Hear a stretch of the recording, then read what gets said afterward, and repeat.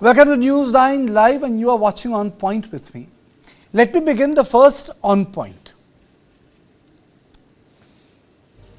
Terror strikes Jammu and Kashmir with 3 terror attacks in 3 days.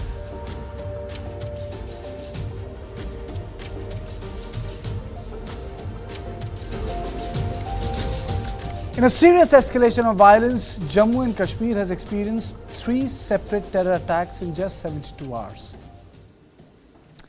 The latest terror attack took place in Doda, where terrorists launched an attack on Army's temporary operating base on Tuesday night. They injured 5 soldiers and 1 special police officer. During the exchange of fire, security forces succeeded in killing 1 terrorist. Cordon search operation is still underway. Kathua और डोडा district को connect करने वाला main road है। इस road पे हमारा army और police का ज्वाइंट नाका लगता है और नाके के साथ साथ ही हमारी एक पोस्ट यहाँ पे एस्टेब्लिश हुई है। इस पोस्ट को एस्टेब्लिश करते ही लगता है कि जैसे जो टेररिस्ट की मूवमेंट है उसमें उनको प्रॉब्लम्स आ रहे होंगे। कल रात को जब हमारे नाके ने चेकिंग शुरू की थी और साथ ही साथ जो हमारे संतरी हैं उन्होंने जब सस्पिशियस थोड़ी मूवमेंट देखी तो उसको चैलेंज किया।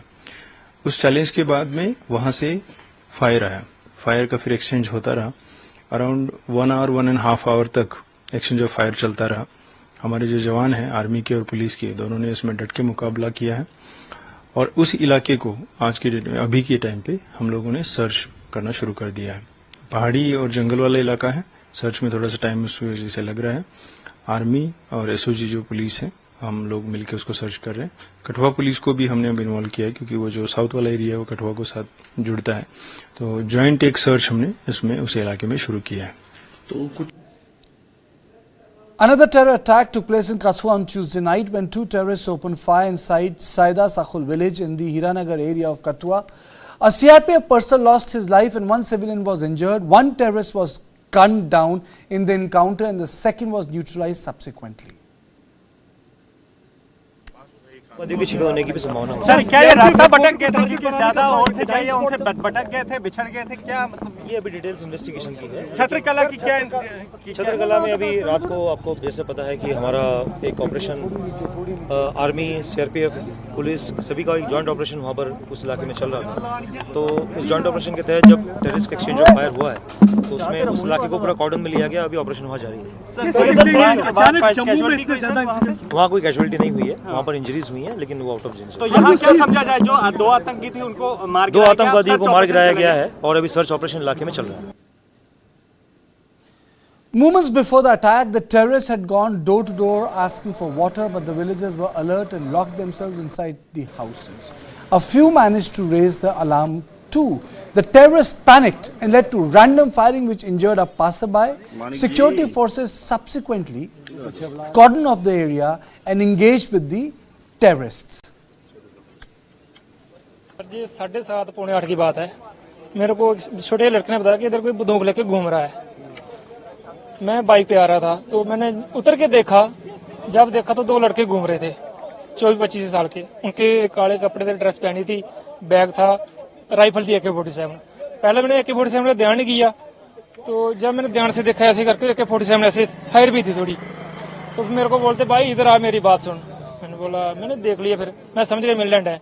फिर मैं उधर से पीछे आ गया। मेरे को बोले भाई बात तो सुन, हमको पानी पिला दे, प्यास लगी है, बात तो सुन ले। मैं आ गया। मैं थोड़ी दूर चौक था, वहाँ पे बच्चे खेल रहे थे वहाँ पे। मैंने उनको जोर से चलाया, भाई बच्चों अंदर बढ़ जाओ, घुस जाओ, मिलिटेंट आ गए हैं। बस वो 2 मिनट का फासला पड़ा, लोग अंदर घुस गए, भागे। जब पता चला दुकानें बंद करवा दी, गाड़ी वाले बंद करवा दी जो इधर से जा रहे थे। मैं भाग आ गया, आगे भाग आया। फिर 2 मिनट बाद उन्होंने उधर फायरिंग शुरू कर दी। पहले राउंड किए कोई 4-5, फिर किए 4-5।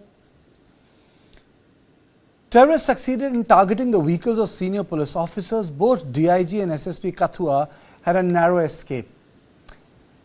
The AADGP Anand Jain informed that the security forces were successful in eliminating the 2 terrorists. तकरीबन रात को 3 बजे हमने एक और रिसीव किया CRPF का पर्सनल, जो कि यहाँ ब्रॉड डेड लाया गया था। एंड हमने कोशिश तो की उसको सर्वाइव सस्टेन करने की, तो वो नहीं हो पाया। तो उसको हमने फिर डिक्लेयर कर दिया रात को 4 बजे के करीब कि उसको डिक्लेयर किया डेड। बाकी हम लोग तैयार है, आज भी हमारी पूरी टीम यहाँ पर बिल्कुल तैयार है, सर्जन है, एनेस्थेसिस्ट है, फिजिशियन है हमारे, हम भी कल से यहीं बैठे हुए हैं। तो हम जो भी सिचुएशन आएगी हम सब टैकल करने के लिए यहाँ तैयार है। The security forces also recovered arms and ammunition from the terrorists that established a Pakistani link. Yes, the Pakistani link.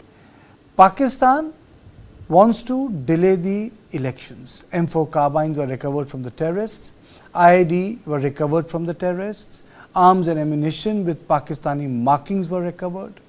In possession of rupees 1 lakh, yes, they were in possession of rupees 1 lakh Indian currency. 3 magazine with 30 rounds was recovered. 1 magazine with 24 rounds, 75 rounds in a separate polythene bag. 3 live grenades, food items, Pakistan-made chocolates, dry chana and stale roti, medicines, injections and painkillers. 1 syringe, 2 packs of A4 batteries, handset wrapped in tape with antenna and 2 wires hanging from the handset. 3 days ago, on Sunday, terrorists attacked a bus carrying pilgrims in the Reasi area of Jammu. The bus was on its way to Katra from the Shiv Kishori cave temple when terrorists opened fire, leading to the bus falling into a gorge, in which 9 people were killed and 33 were injured. Lashkar-e-Taiba claimed responsibility for the attack. Increased vigilance and patrols are being enforced as security forces work to contain the situation and neutralize any additional threats. But the fact of the matter is that Jammu has emerged as the epicenter of terrorism in Jammu and Kashmir. The issue of terrorism is concerned and the nature of cross-border terrorism that India faces.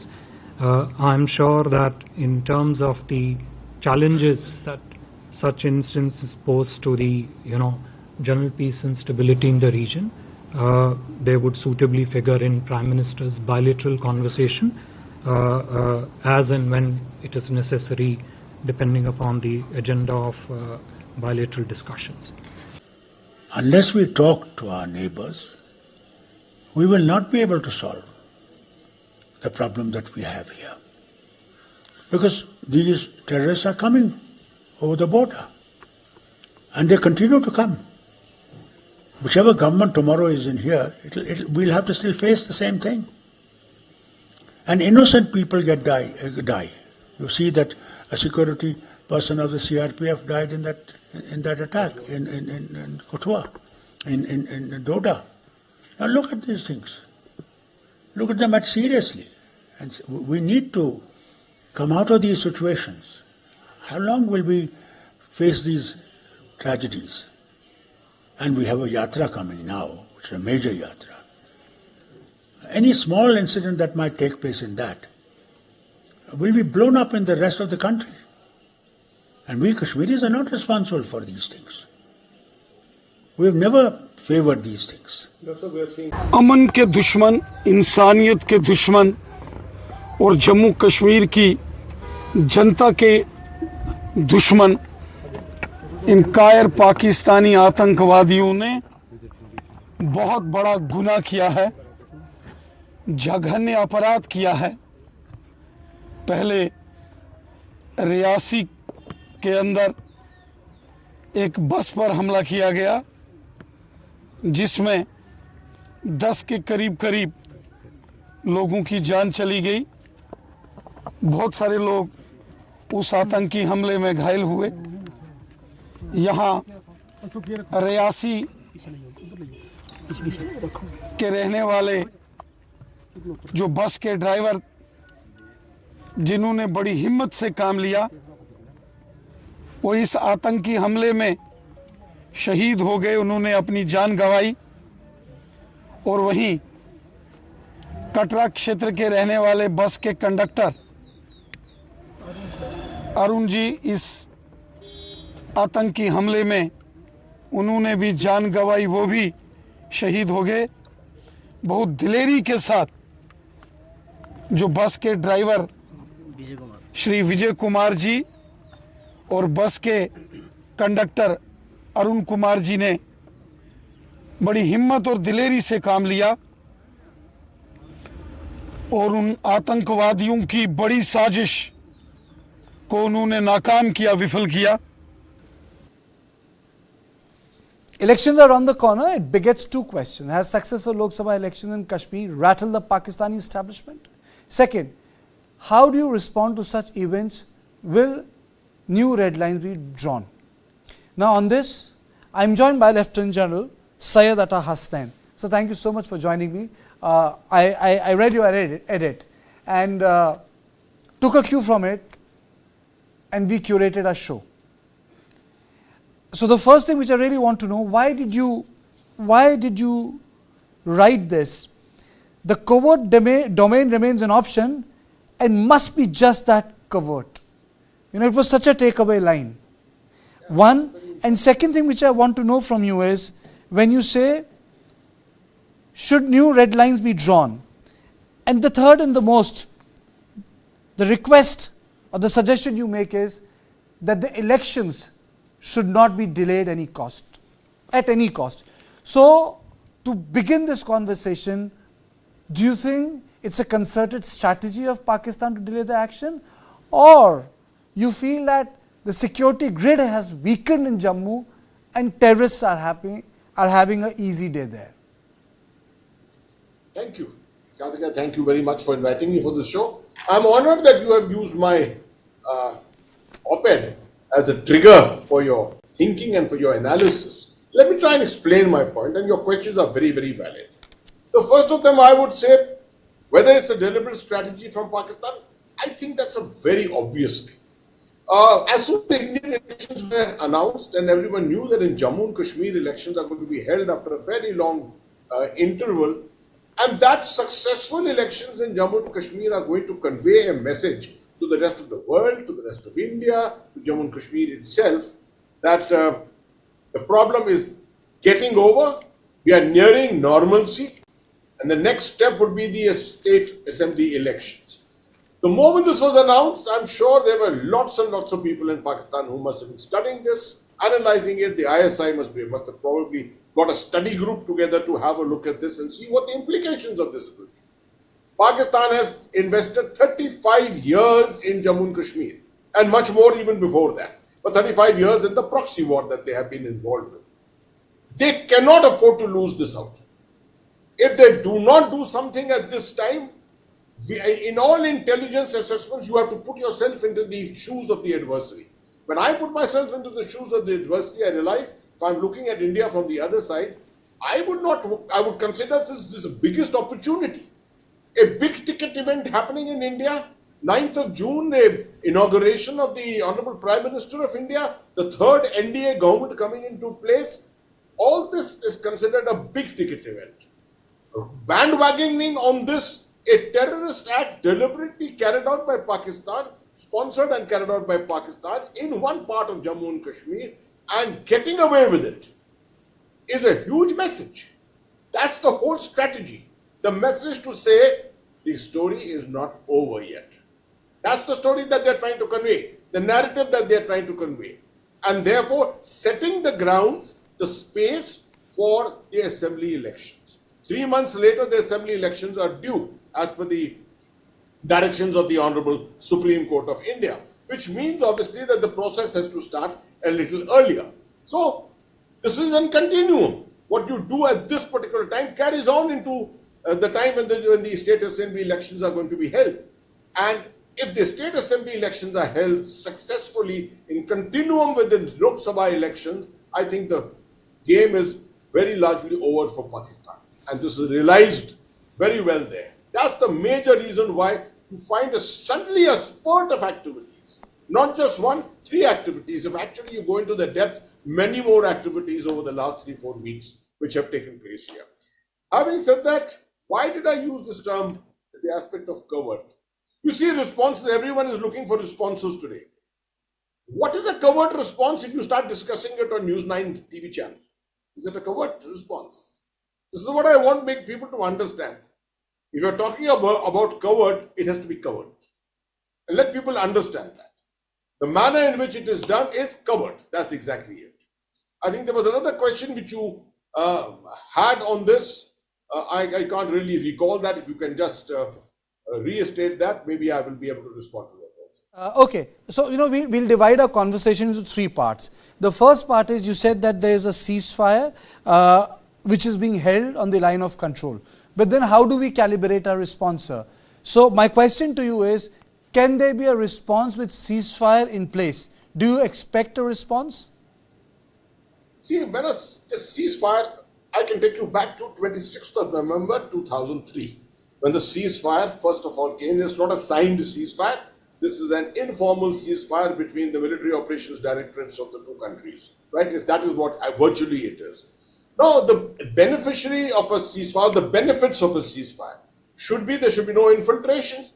It should be a reduction in terrorist activities inside our territory. Has that really happened? Yes, over a period it has happened. At this time, this new group which is operating in Kathua and whatever has come into Doda, etc., doesn't appear to be an old group. It appears to be a newly infiltrated group from all assessments. I've been speaking to some of the police officers there who tell me that this most likely is an infiltrated group. So if the ceasefire is effectively helping even infiltration to be facilitated, then why the ceasefire? That's my question. Okay. And I think it hurts Pakistan much more when you don't have a ceasefire. There are lots and lots of areas within Pakistan where we are in total domination. They are far down below us. Secondly, I think our economy is in a much better state to be able to sustain ammunition expenditure of any amount. Right? Pakistan is not perhaps in such a position today. So this is one of the options I've spelled out for you besides the covert option. Then there are a range of others, and I'm sure people in Delhi, very good, fertile brains with experience in these areas, would think of different other ways. After all, the surgical strikes took place in 2016. The Balakot or the Jabba Top strikes took place. The aerial strikes also took place. There are different means of doing things, of conveying messages. In the war, in the domain of a hybrid war, there are lots and lots of ways by which communication is done. Communication is done by radio sets or by direct conversations with each other. It is done through actions, and those are no limit to those actions. Your edit said redrawing the red line. When you say redrawing the red line, India must calibrate Reasi response, but under no circumstances must assembly elections be put off. What do you mean when you say redrawing the red line? You see, when you have what is a red line? For example, let's say, I think a classic example of a red line is, in conventional operations, if you send your strike forces ahead and you reach the Pakistan highway, the very famous Sindh highway from Karachi to Lahore, and you cut off that highway, that is virtually a red line for Pakistan, which means Pakistan has been split into two parts. All communications in Pakistan will have to take place on the other side of the Indus River. That is a typical red line. So a red line is your limit of tolerance. How much can you tolerate? So we have certain red lines that say, okay, you've done this to us, fine, it's acceptable. We are not taking any major action against it. We will counter it by different ways. Now you move the red line lower. You lower your red line and you say, okay, you even do this with 2 casualties, 3 casualties or 4 casualties. Just civilian casualties is not acceptable to us. We will respond to that. That is the meaning of movement of red lines. The calibration of red lines. That's how red lines move a couple of notches higher or a couple of notches lower. General, why are these attacks taking place more frequently in Jammu and not in the valley? Is there a difference between the grids? Is it the difference between the grids, or is it one is better than the other? But if you look at the data of the last 1.5–2 years, it's as if the area of operation has shifted to a new geographical terrain. It is the same Indian Army, it is the same officer cadre, it is the same soldiers, it's the same Rashtra Rifles. So why the difference? Let me try and explain this. Over the last maybe perhaps 15 years, I will not go back as 20 years, but 15 years, the concentration of Pakistan has been on the valley. ever since the terrorist pipelines from Pakistan started drying up, from 1996, lower number of people started coming in. There were not enough people to fill up. Recruitment was not of that higher order. Pakistan focused on the valley, where, there's an ideological advantage there, a religious ideological advantage there. The overground worker network is stronger. The separatist network is much stronger. So while they concentrated, the grid was very strong there. The financial conduits were very strong. All the networks which help in the conduct of terrorist activities of this kind, drugs, narcotics, arms and weapons, media networks, etc. All these were of a much stronger order. Here, lesser developed terrain, etc. While in the early part of the millennium, there were a lot of activities which were taking place here. Slowly this petered out. And from about 2009-10 onwards, the concentration has been on the valley. Similarly, the Indian Army has also concentrated. The security forces of India have all concentrated on the valley. The grid, the counter-infiltration grid is very, very strong in Kashmir. Layered, many, many layers. It's not so much in the Jammu sector, although it's very strong in the Poonch sector, but not so much in the Jammu sector as such. So it's a question of, comparisons, resources, strength of grids, and things like that, very correctly identified by you in the beginning, is that the experience of people is absolutely equal to the other. The valley, the people in the valley are as well trained as the people who are operating down south of the Pir Panjal. The question now is, Pakistan decided to concentrate here because this has been a relatively quiet area. And the populations here, there is very little population. You can go into the difficult terrain of the Pir Panjal, into the jungle hideouts and places like that. Your infiltration is simpler from the Samba sector, from the international border, what they call the working boundary. From that sector, it is comparatively simpler. When you move in with infiltration from the Rajouri Poonch area, you enter into the Pir Panjal immediately. And there are lots and lots of hideouts. So I can go on and on the reasons why Pakistan chose to actually energize the whole thing. But one very important reason, Pakistan has tried very hard in the last 2 years to target many soft targets in the valley. There were, if you remember, individual migrant labor. There were Kashmiri Pandits, that's minority community. There were soldiers on leave. There were traffic policemen who were unarmed. All this happened in different parts of the valley. The conjoint effort, the focused effort of all this didn't make a difference to the Kashmiri people. So you have served in the valley.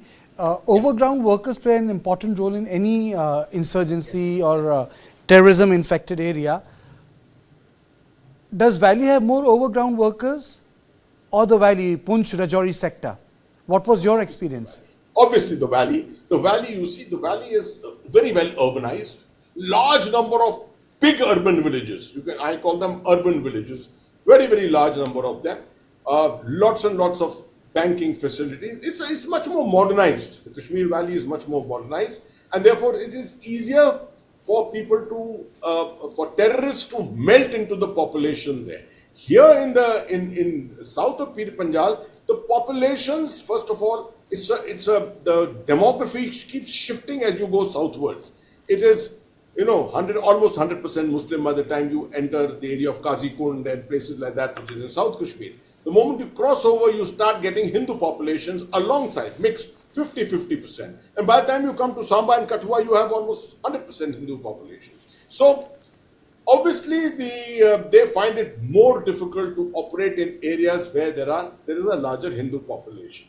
But targeting the Hindu population also is a part of the strategy, so that you target the Hindu population and cause effects elsewhere. Communal issues elsewhere, exploit that. This is very much a part of the strategy. But the overall ground worker network is much, much stronger in the valley. When the weapons were being described, I was surprised that instead of AK-47, M4 carbine was recovered from them. Are we witnessing a spillover from the Afghan theatre?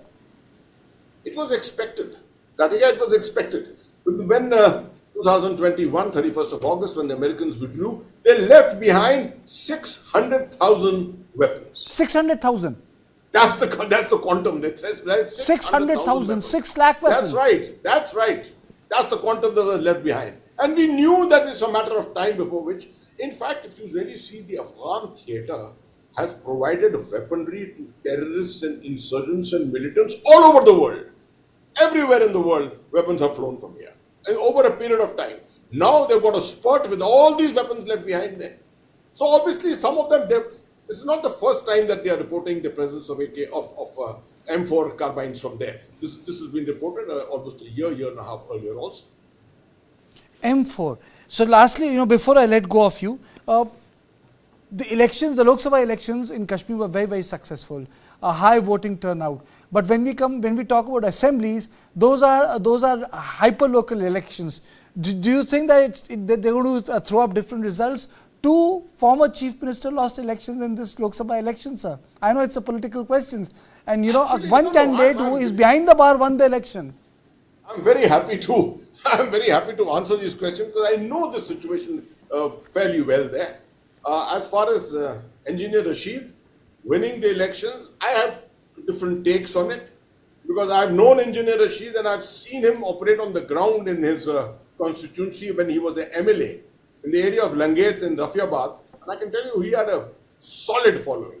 He had a solid following among the people out there. So I do ascribe his victory very largely to his popularity, to what he has done for the people there, despite the fact that he's in jail. He's a part of whatever terrorist financing, etc. His sons have undertaken the whole campaign, and in 2 weeks, that's the kind of popularity which has got him. It doesn't happen overnight, it's built up over a period of time. So that's about Engineer Rashid. But as far as the larger elections are concerned, assembly elections are always bread and butter elections. The Lok Sabha are more political elections, right? The bread and butter elections we have seen is largely the turnout is better. So I do expect, like places like Uri, Tangdhar, etc., I have seen turnouts of 70 to 75%. And I expect that thing to happen all over again. You expect that thing to happen all over again. What I expect is the election should be at least free and fair, and it should allow a new crop of leadership to come up in Kashmir. I think that's what I expect in these assembly elections. Free and fair is something which India, I think, guarantees. And the Election Commission of India has proven it this time all over again. And Jammu and Kashmir should have no reasons to at all suspect that anything other than free and fair will take place. What the verdict will be is for the common man to decide. And you and I will discuss this, I'm sure, sometime around the 30th. Oh, absolutely. I would love to have you again, sir. Thank you so much. Thank you so much for joining me on this show, which was, curated after I read General Hasnain's edit, Redrawing the Red Lines. And I think for me, the takeaway word was, there is an option, covert, but it should remain covert. And when we say covert, it means across the border, but it should remain covert. So this was on point number 1. But don't go away. After the break, we'll come back with on point number 2, and it is Congress claims that its steadfast focus on protecting the Constitution has led the Prime Minister to change DP. How? After a short break.